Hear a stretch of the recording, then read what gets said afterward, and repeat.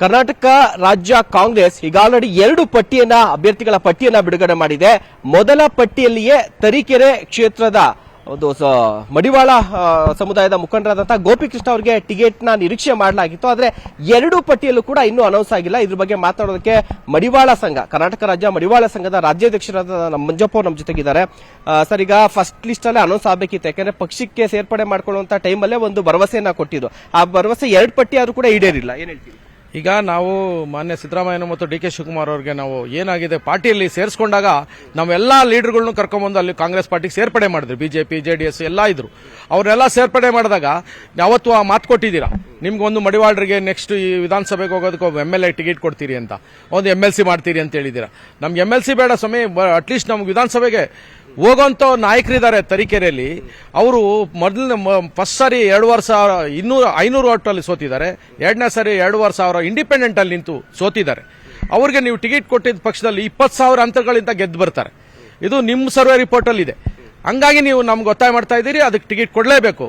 ನೀವು ತುಮಕೂರಲ್ಲಿ 1 ಲಕ್ಷ ಜನ ನಮ್ಮ ಮಡಿವಾಳರ ಮುಂದೆ ಮಾತು ಕೊಟ್ಟಿದ್ದೀರಾ, ಆ ಮಾತು ಉಳಿಸ್ಕೊಳ್ಳಿ. ಸಿದ್ದರಾಮಯ್ಯನವರು ಮತ್ತು ಡಿ ಕೆ ಶಿವಕುಮಾರ್ ಇಬ್ರು ಮಾತು ಕೊಟ್ಟಿದ್ದೀರಾ. ನಿಮಗೆ ಈ ಮಾತು ಉಳಿಸ್ಕೊಳ್ಳೋಕಾದ್ರೂ ನೀವು ಟಿಕೆಟ್ ಕೊಡಲೇಬೇಕು. ಕೊಡದಿದ್ದ ಪಕ್ಷದಲ್ಲಿ ನಮ್ಮ ಮಡಿವಾಳರು ಇಡೀ ರಾಜ್ಯದಲ್ಲಿ ಒಂದಾಗಿ ಏನ್ ಮಾಡ್ತಾರೆ ಅಂತ ನೀವು ನೋಡಬೇಕಾಗುತ್ತೆ ನೆಕ್ಸ್ಟ್ ಟಿಕೆಟ್ ಕೊಡದಿದ್ದ ಪಕ್ಷದಲ್ಲಿ. ಸರ್, ಈಗ ಇಂಡಿಪೆಂಡೆಂಟ್ ಆಗಿ ನಿಂತು ಅಷ್ಟು ಕಡಿಮೆ ಅಂತರದಿಂದ ಸೋತಿರುವಂತಹ ಗೋಪಿಕೃಷ್ಣ ಅವರು ಒಂದು ಪಕ್ಷದಿಂದ ನಿಂತು ಗೆಲ್ಲೋದ್ರಲ್ಲಿ ಯಾವುದೇ ಅನುಮಾನ ಇಲ್ಲ. ಸೊ ಹೀಗೆ ಆದ್ರೂ ಕೂಡ ಸರ್ವೆ ರಿಪೋರ್ಟ್ ಕೂಡ ಇದೆ, ತಾವು ಕೂಡ ಎಲ್ಲ ಒಪಿನಿಯನ್ ಎಲ್ಲರೂ ಕೂಡ ಅವ್ರ ಪರವಾಗಿ ಇದೆ. ಕೇವಲ ತರೀಕೆರೆ ಕ್ಷೇತ್ರದಲ್ಲಿ ಮಾತ್ರ ಅಲ್ಲ, ಇಡೀ ರಾಜ್ಯದ ಮಡಿವಾಳರು ಗೋಪಿಕೃಷ್ಣ ಅವ್ರ ಪರವಾಗಿ ಇದ್ರೂ ಕೂಡ ಏನ್ ಅಡ್ಡಿ ಆಗ್ತಾ ಇದೆ ಅಂತ ಹೇಳಿ. ಈಗ ನನಗಂತೂ ಏನು ಕಾಣಿಸ್ತಾನೆ ಇಲ್ಲ. ಈಗ ಈ ಸಿದ್ದರಾಮಯ್ಯನವ್ರಿಗೇನು ಒತ್ತಡ ಇದೆಯೇನೋ ಗೊತ್ತಿಲ್ಲ, ಯಾವ ಕಡೆಯಿಂದ ಒತ್ತಡ ಬರ್ತಾ ಇದೋ ಗೊತ್ತಿಲ್ಲ. ಒತ್ತಡ ಮಣದು ಯಾರೋ ಒಬ್ಬರು ಒತ್ತಡಕ್ಕೆ ಮಣದು ನಮ್ಮ ಮಡಿವಾಳರಿಗೆ ಅನ್ಯಾಯವಾದ್ರೆ ಇಡೀ ರಾಜ್ಯದ ಮಡಿವಾಳರು ಆ ತಾಲೂಕುಗಳಲ್ಲಿ ಇರ್ತಾರೆ. ಈಗ ತುಮಕೂರು ಡಿಸ್ಟ್ರಿಕ್ಟ್ ಅಲ್ಲಿ 3-4 ತೋರಿಸ್ತಾ ಇದ್ದೀರಾ, ಅದ್ರಲ್ಲಿ ಒಂದು ಬರಲಿ ನೋಡೋಣ. ನಾವು ಚಾಲೆಂಜ್ ಮಾಡಿ ಹೇಳ್ತೀನಿ. ಯಾಕೆಂದ್ರೆ 1 ಲಕ್ಷ ಜನ ಬರೀ ತುಮಕೂರಲ್ಲಿ ಸೇರಿದಾಗ ಎಲ್ಲ ಮಡಿವಾಳರು ಬಂದಿದ್ರು. ಇವಾಗ ಎಲ್ಲ ಏನ್ ಫೋನ್ ಮಾಡಿ ಹೇಳ್ತಾ ಇದ್ದಾರೆ, ಅಣ್ಣ ನಮ್ಗೆ ಟಿಕೆಟ್ ತಪ್ಪಿದ್ರೆ ನಾವು ಒಂದು ಓಟ್ ಹಾಕಲ್ಲ ಅಣ್ಣ. ನಾನು ಹೇಳ್ತಾ ಇಲ್ಲ, ಇನ್ನ ಅವರೇ ಹೇಳ್ತಾ ಇದ್ದಾರೆ ಫೋನ್ ಮಾಡಿ ನಮ್ಗೆ. ಅಂತ ಪರಿಸ್ಥಿತಿ ಇದೆ. ಅದು ಮಾಡ್ಕೊಳ್ಳೋದು ಬೇಡ. ಯಾಕೆ ಅಂತಂದ್ರೆ ಮಾನ್ಯ ಸಿದ್ದರಾಮಯ್ಯನವರು ಅಹಿಂದ ನಾಯಕರು ಬ್ಯಾಕ್ವರ್ಡ್ ಅವ್ರಿಗೆ ಇದೀರಿ ಅಂತ ಹೇಳ್ತಾ ಇದ್ದೀರಾ. ನಮ್ಗೆ ನ್ಯಾಯ ಕೊಡಿ, ನಾವು ನ್ಯಾಯ ಕೊಡಿ ಅಂತಾನೆ ಕೇಳೋದು. ಸರ್, ಕೊನೆ ಪ್ರಶ್ನೆ, ಇನ್ ಕೇಸ್ ಕಾಂಗ್ರೆಸ್ ಇಂದ 3ನೇ ಪಟ್ಟಿಯಲ್ಲೂ ಕೂಡ ಕೈ ತಪ್ಪಿತು ಅನ್ಕೊಳ್ಳಿ, ಗೋಪಿಕೃಷ್ಣ ಟಿಕೆಟ್ ಏನ್ ಚುನಾವಣೆಯಿಂದ ಹಿಂದೆ ಸರಿತಾರ ಏನ್ ಸರ್?